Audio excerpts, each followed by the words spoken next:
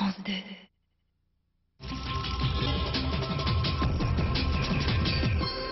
Bonsoir à tous, merci de votre attention. Voici les titres de l'actualité de ce mardi.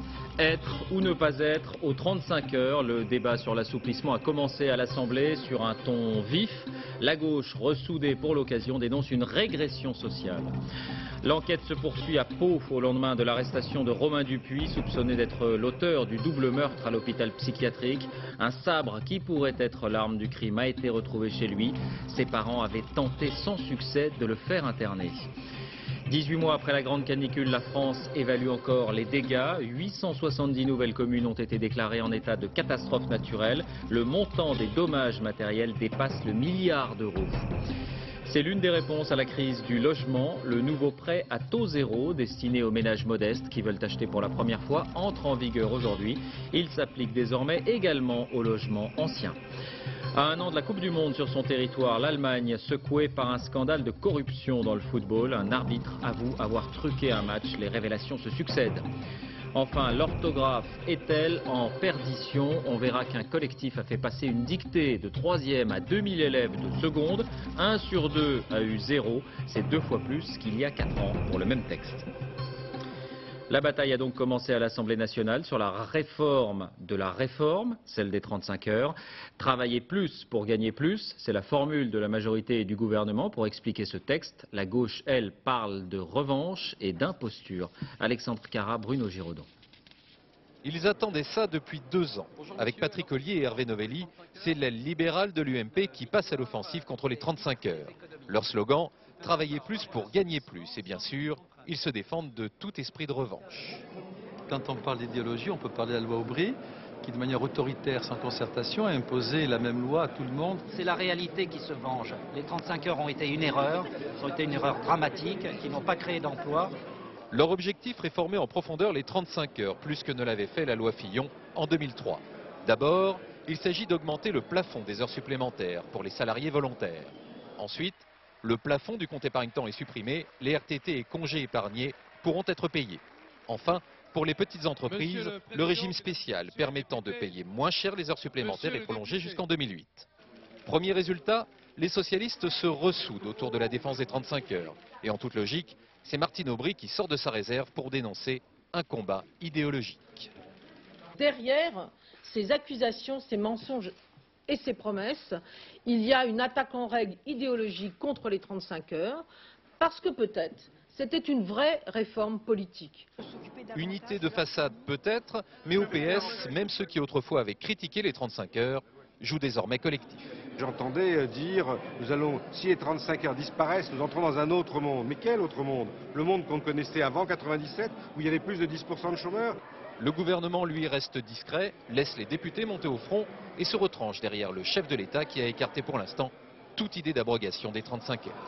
Alors il faut savoir que la portée de ce nouveau texte est en fait assez limitée car les nouveaux aménagements seront conditionnés à des accords de branche ou d'entreprise, donc à des pourparlers avec les syndicats ou les salariés. Et puis, beaucoup de grandes entreprises ont déjà annoncé qu'elles ne reviendraient pas sur les 35 heures parce qu'elles en ont profité pour négocier l'étalement du travail et faire tourner par exemple les machines 24 heures sur 24. C'est le cas chez Michelin.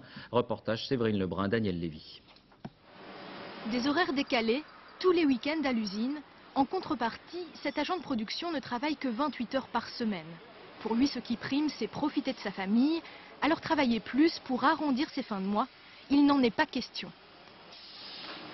L'argent, c'est bien, mais on ne fera pas tout avec. Ça fatigue le travail. Bon, nous en usine, comme là, on entend, il y a beaucoup de bruit. La journée, c'est fatigant. Ici, depuis la réduction du temps de travail, les horaires sont élastiques. Jusqu'à 48 heures par semaine en échange de RTT. Certains seraient prêts à travailler plus, à une seule condition, qu'on leur laisse le choix. Si je gagnais plus, même en travaillant un peu plus, peut-être que oui. Je dirais peut-être pas non. Voilà, je ne me sens pas dans la possibilité de travailler plus, c'est-à-dire physiquement, et puis on est moins dans le besoin, disons, quand on arrive à 50 ans, quoi. Quand on nous demande d'en faire plus, c'est parce que justement on vend plus de pneus et bon, c'est bien pour tout le monde en fait. On y trouve son avantage comme l'entreprise en fait. L'accord 35 heures a été signé il y a 4 ans. Et chacun semble y trouver son compte. Même l'entreprise, qui y a gagné en flexibilité. Alors tout remettre en cause n'est pas à l'ordre du jour, mais payer les RTT, pourquoi pas? Aujourd'hui, ces évolutions sont bonnes, à la fois pour le personnel et pour l'entreprise. Et pour l'entreprise, c'est l'occasion de développer encore la flexibilité qui nous est nécessaire pour maintenir finalement notre compétitivité. Le DRH l'affirme, seuls les volontaires travailleront plus. Pas question de déclarer une guerre sociale parmi les 27 000 salariés français du groupe Michelin. Autre exemple, hier on évoquait l'équipementier Chausson. Les syndicats ont fait voter les salariés sur une question. Êtes-vous prêt à travailler 2 heures de plus par semaine sans augmentation de salaire pour éviter 80 licenciements? Résultat du scrutin, 80% des salariés ont voté et à une écrasante majorité, ils ont refusé de renoncer aux 35 heures. Et puis un dernier mot enfin pour vous dire que la riposte syndicale générale à ces nouveaux aménagements aura lieu samedi. Les fédérations appellent, vous le savez, à manifester ce 5 février. À Pau, l'enquête se poursuit. Les policiers ont entendu à nouveau Romain Dupuis, ce déséquilibré de 21 ans, auteur présumé du double meurtre d'une infirmière et d'une aide-soignante. De nouveaux indices ont été trouvés. À l'hôpital où le crime avait bouleversé le personnel, c'est le soulagement. Sur place, David Bazier, Anouk Burel. La nuit est tombée sur l'hôpital psychiatrique de Pau. L'embauche du personnel se fait maintenant sans cette angoisse qui planait avant que la police n'interpelle le meurtrier présumé des 2 infirmières. Je suis sûre que les familles sont soulagées, voilà, et nous aussi. C'était très émouvant et puis très difficile à vivre, hein. C'est sûr, au quotidien. Je pense que ça restera quand même dans nos pensées. On ne peut pas oublier. C'est donc Romain, 21 ans, qui est considéré comme le meurtrier présumé. Lors d'un banal contrôle, ces troubles du comportement ont alerté les policiers. On a déjà des éléments qui disent que c'est son ADN qui a été retrouvé sur place à l'hôpital. Mais les collègues de la sûreté départementale qui ont traité l'affaire, bon, ce sont des collègues quand même expérimentés, très expérimentés, dirais-je, qui ont senti.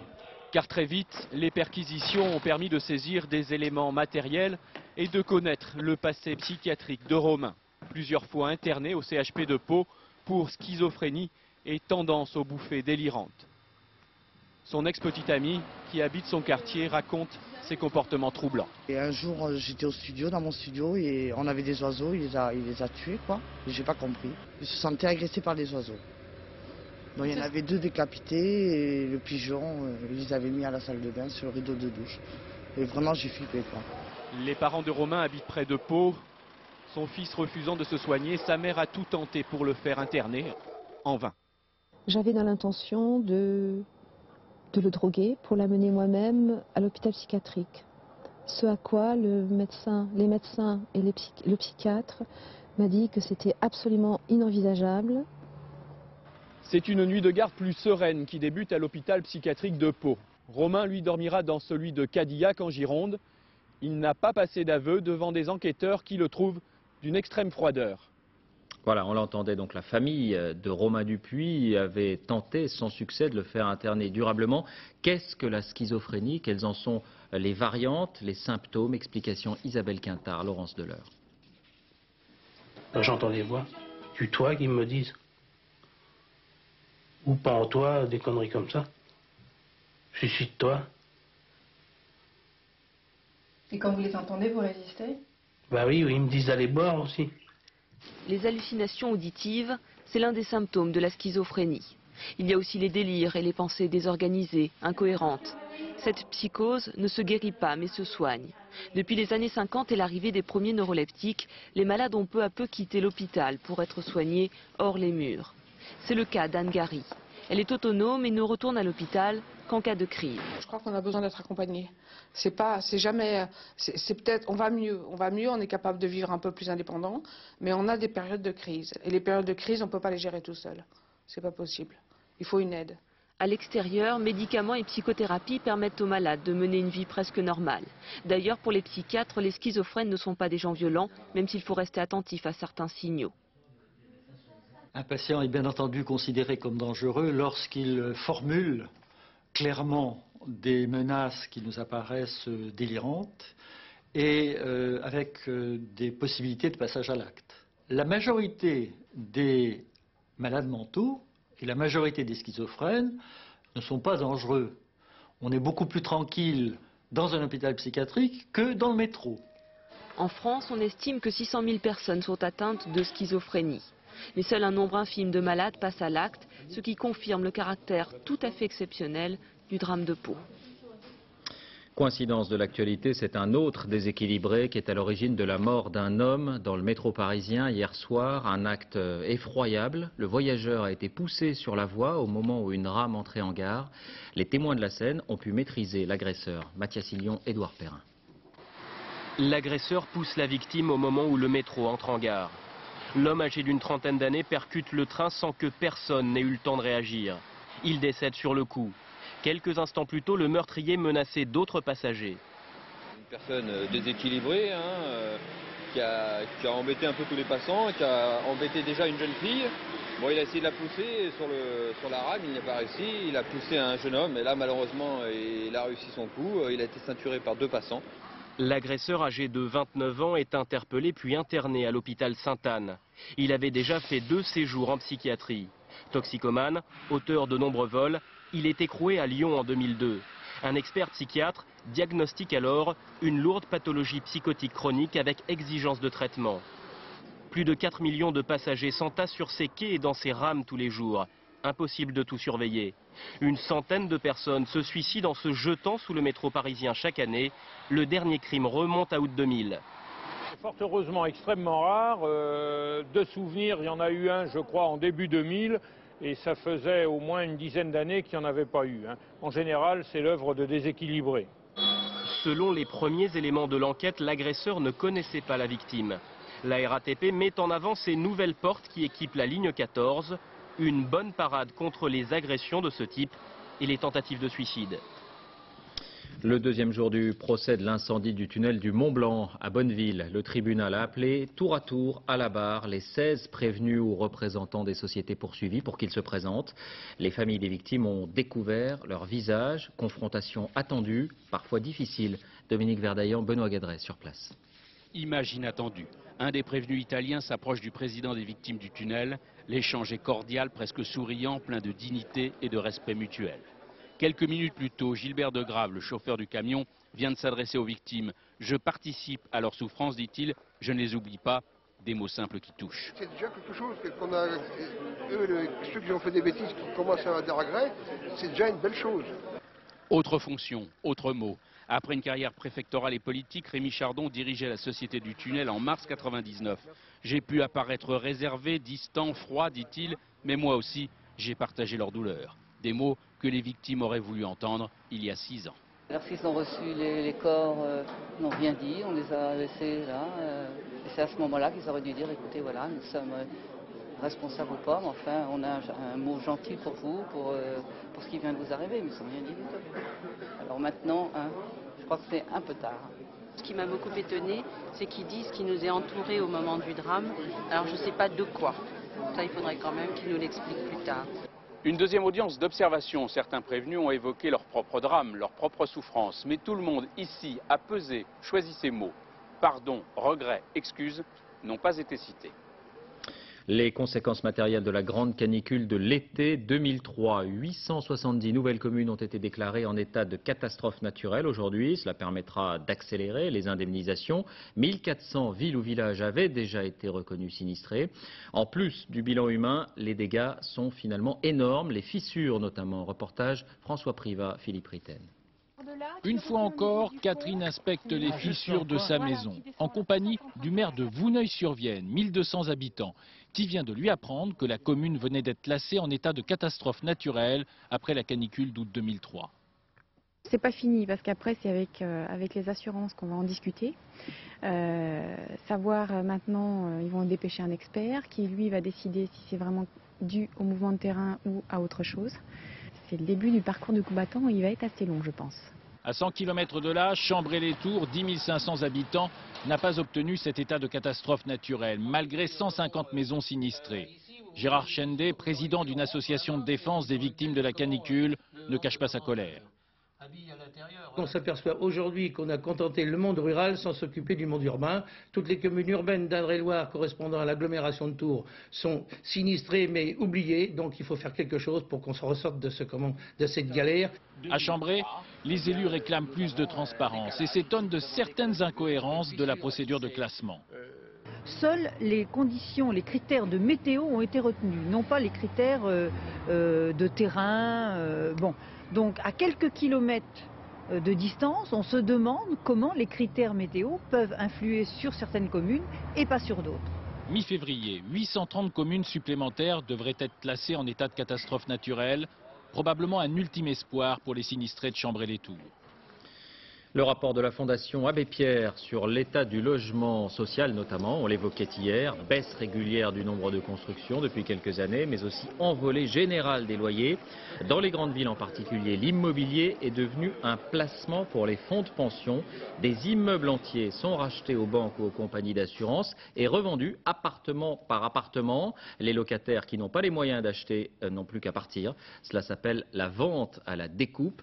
Elles ont accéléré ces dernières années l'exode des classes moyennes vers les quartiers périphériques. Enquête Daniel Wolfrom, Alain Locatio. Image désormais classique, en centre-ville, à Paris comme à Lyon ou à Marseille, on vend de beaux immeubles bourgeois à la découpe, c'est-à-dire appartement par appartement. Ici, ce sont 8 immeubles qui sont concernés, abritant 600 locataires.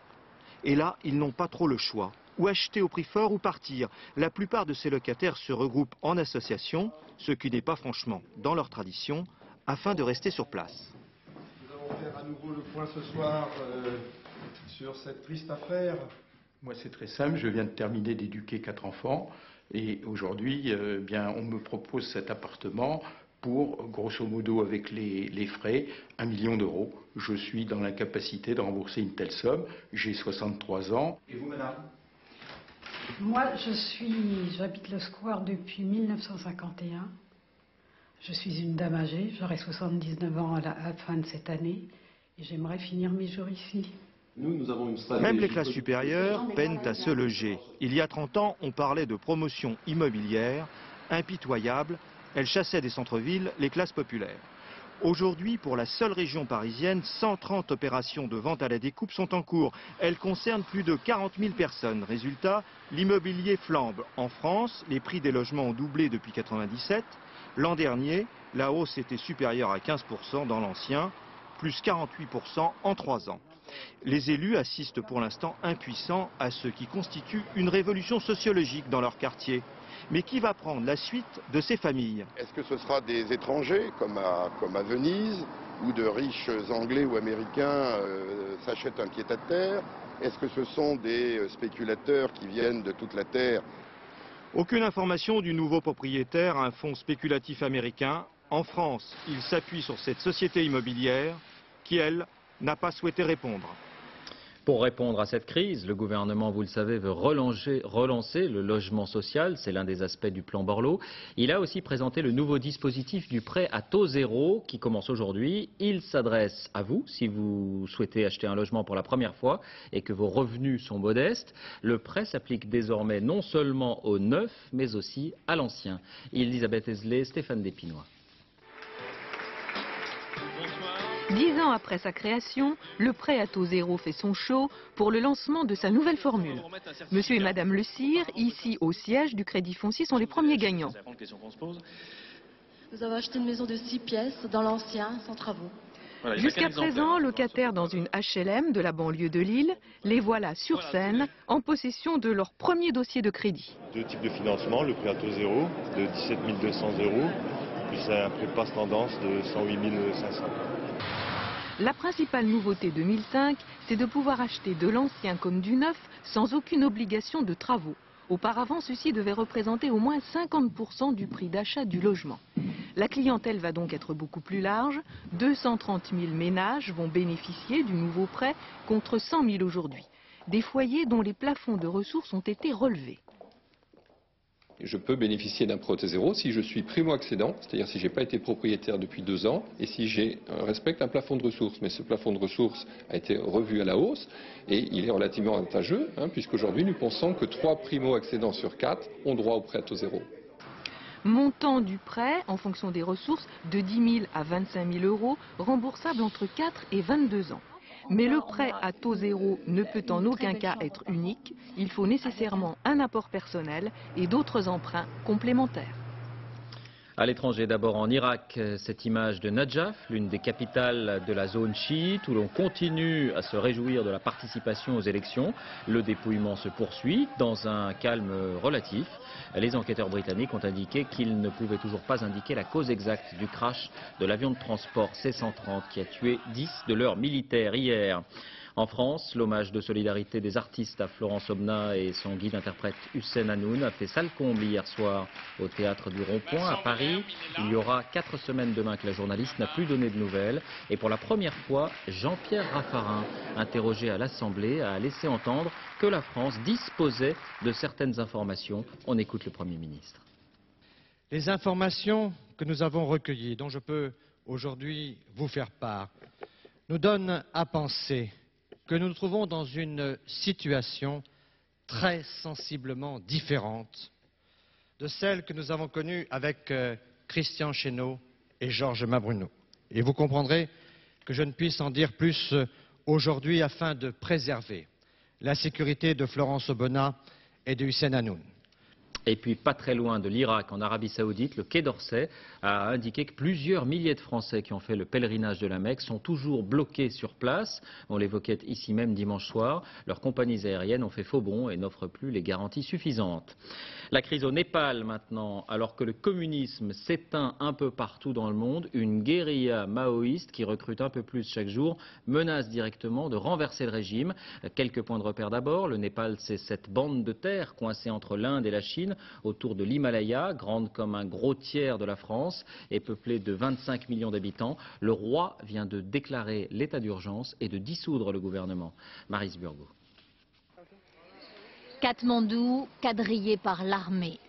La capitale du Népal est depuis ce matin sous état d'urgence. Ainsi en a décidé Sa Majesté le roi Gyanendra. Dans cette allocution très solennelle, il explique qu'il limoge son gouvernement jugé incapable de mater la rébellion maoïste.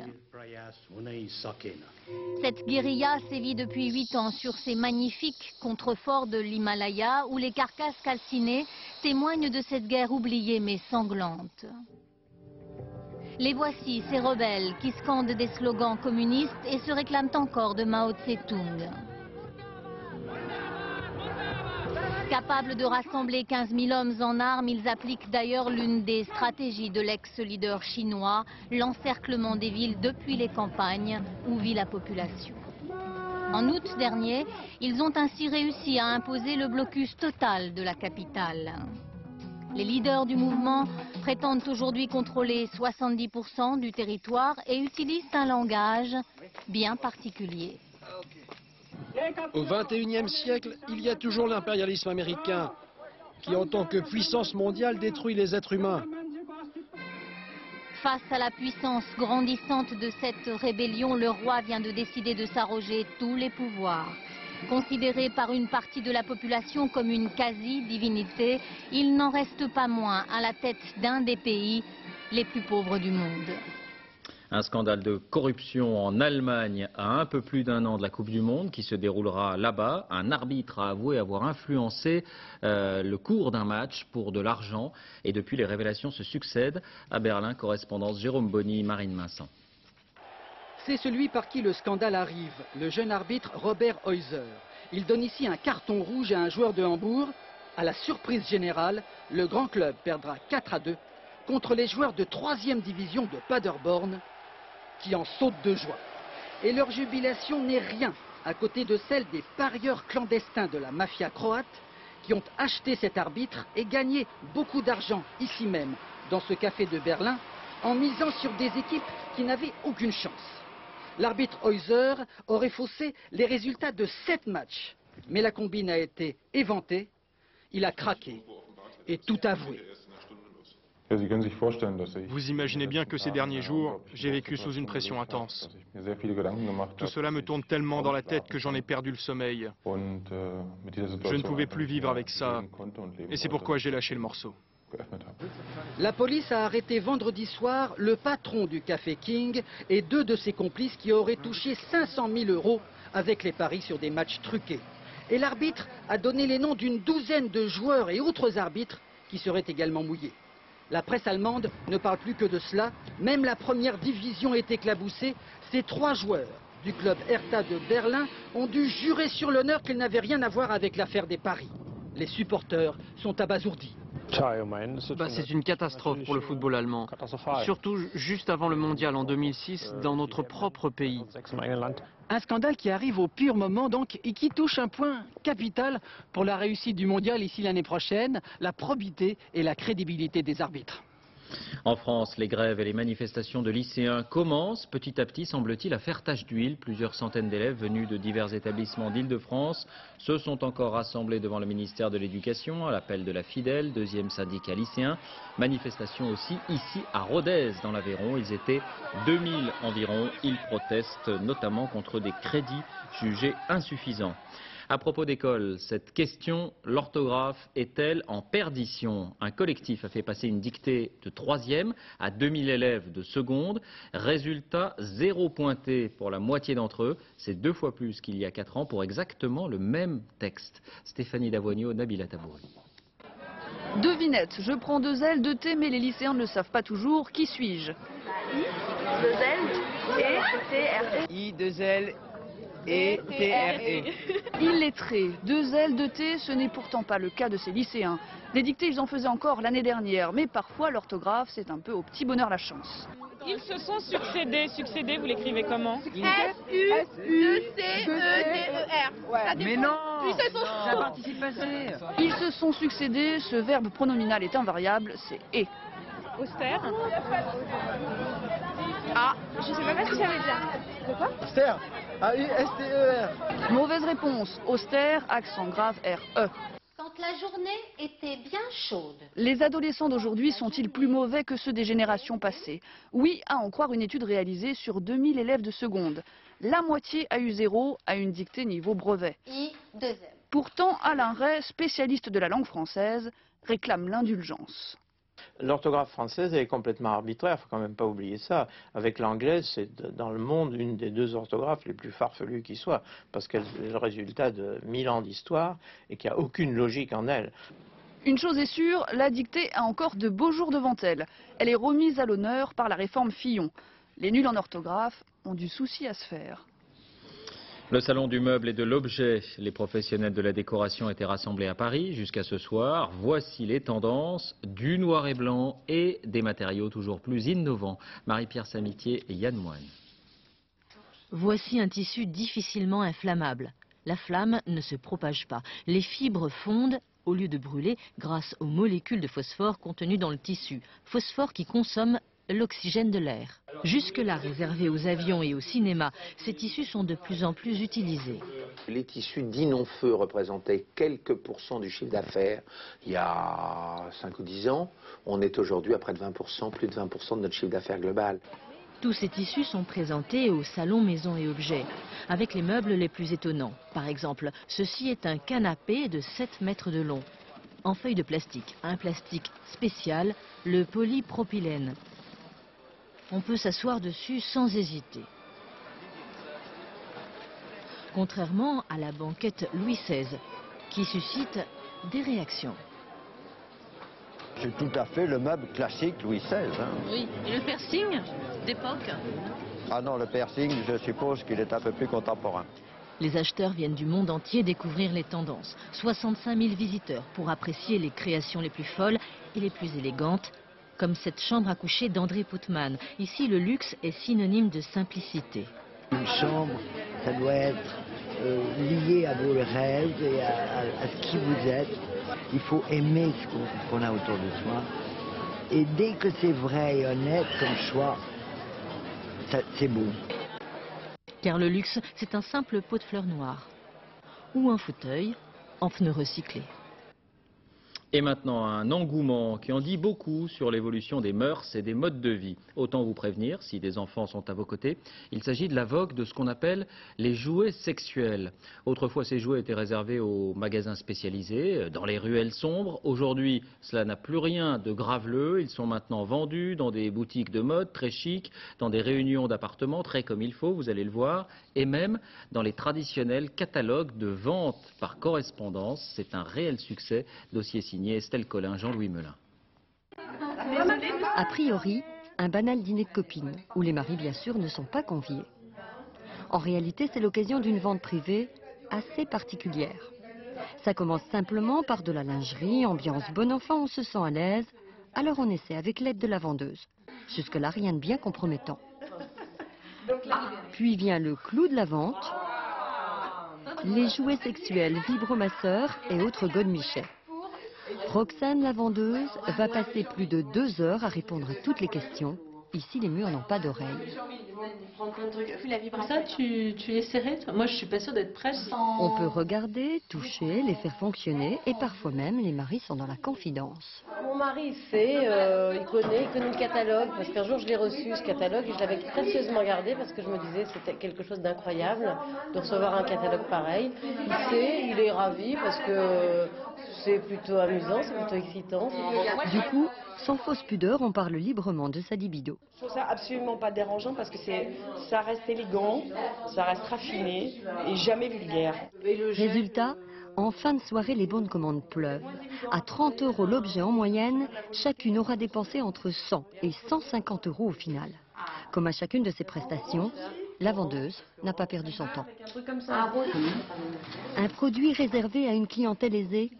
Faux. Premier point de vente très médiatisé, une grande créatrice française il y a 2 ans et demi. Mais bien avant elle, les catalogues de vente par correspondance, et ils touchent 7 millions de foyers en France. Aujourd'hui, les boutiques politiquement correctes se multiplient et tout récemment, les grands magasins ont flairé le bon filon. Alors, simple phénomène de mode ou phénomène de société? Les femmes parlent plus librement justement de ce genre de choses. C'est parce que depuis longtemps, elles pratiquent beaucoup plus que les hommes la parole de l'intimité. C'est pas étonnant qu'elles parlent plus facilement de ces jouets que les hommes peuvent en parler. Ouverte il y a à peine quelques mois, cette boutique située dans un quartier chic de la capitale vend 3500 jouets d'adultes par mois.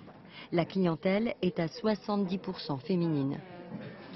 On a beaucoup moins de mal à venir et à pousser la porte que dans un sex shop où on se sentirait peut-être sale même de revêtir les vêtements qu'ils proposent.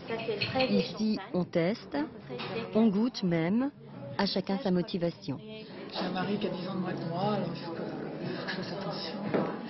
Il y a les signes astrologiques. Alors, des objets pour femmes seules? Pas vraiment. Je suis Bélier, moi. L'idée pour le partenaire, c'est qu'il soit persuadé que ce n'est pas son insuffisance qui fait que la femme va utiliser cela.